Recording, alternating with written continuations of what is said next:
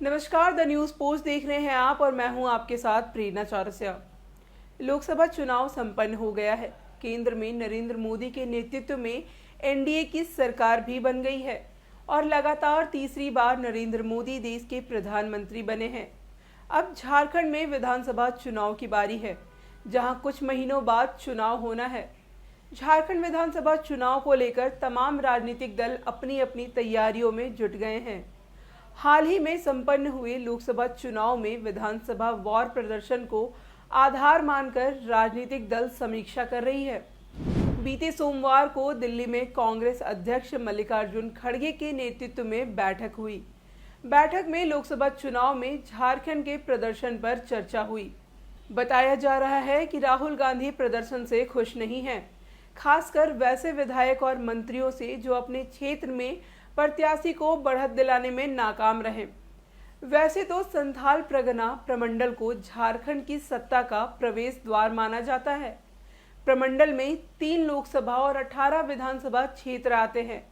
लोकसभा चुनाव में गठबंधन के तहत राजमहल और दुमका सीट पर झामुमो प्रत्याशी मैदान में उतरे हैं, जबकि गोड्डा सीट से कांग्रेस ने विधायक दीपिका पांडे सिंह से टिकट वापस लेकर प्रदीप यादव को अखाड़े में उतार दिया।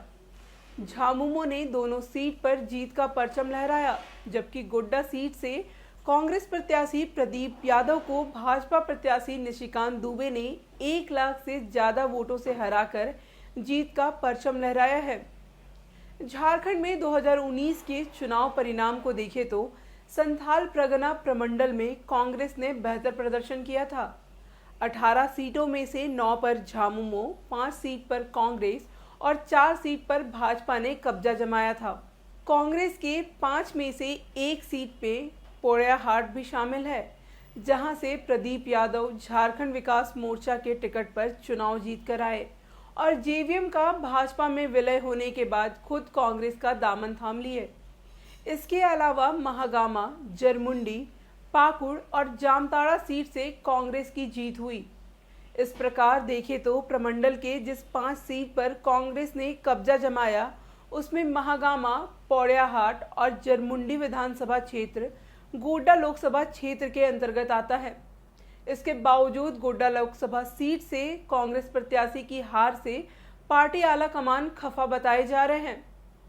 वर्ष 2024 के गोड्डा लोकसभा चुनाव परिणाम को देखें तो 6 विधानसभा क्षेत्र में से वर्तमान में 4 सीट पर इंडी गठबंधन का कब्जा है। इनमें से 3 सीट पर कांग्रेस के विधायक हैं।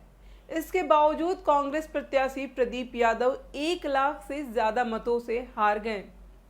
विधानसभा वार चुनाव परिणाम को देखें तो गोड्डा, पोड़ैयाहाट, जरमुंडी और देवघर विधानसभा में भाजपा प्रत्याशी निशिकांत दुबे को बढ़त मिली, जबकि महागामा और मधुपुर विधानसभा क्षेत्र से कांग्रेस प्रत्याशी बढ़त लाने में सफल रहे।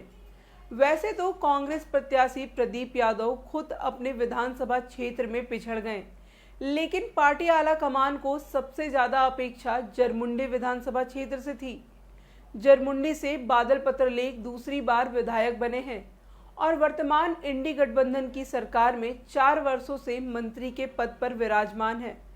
इसके बावजूद जरमुंडी विधानसभा क्षेत्र में भाजपा प्रत्याशी निशिकांत दुबे को 1,07,082 मत और कांग्रेस प्रत्याशी प्रदीप यादव को 62,684 मत मिले। इस तरह कांग्रेस प्रत्याशी 44,398 मतों से पिछड़ गए, जो उनकी हार के लिए निर्णायक साबित हुआ। लगभग 10 वर्षों से क्षेत्र का प्रतिनिधित्व करने वाले मंत्री बादल पत्रलेख अपनी क्षेत्र की जनता का दिल जीतने में नाकाम साबित हुए।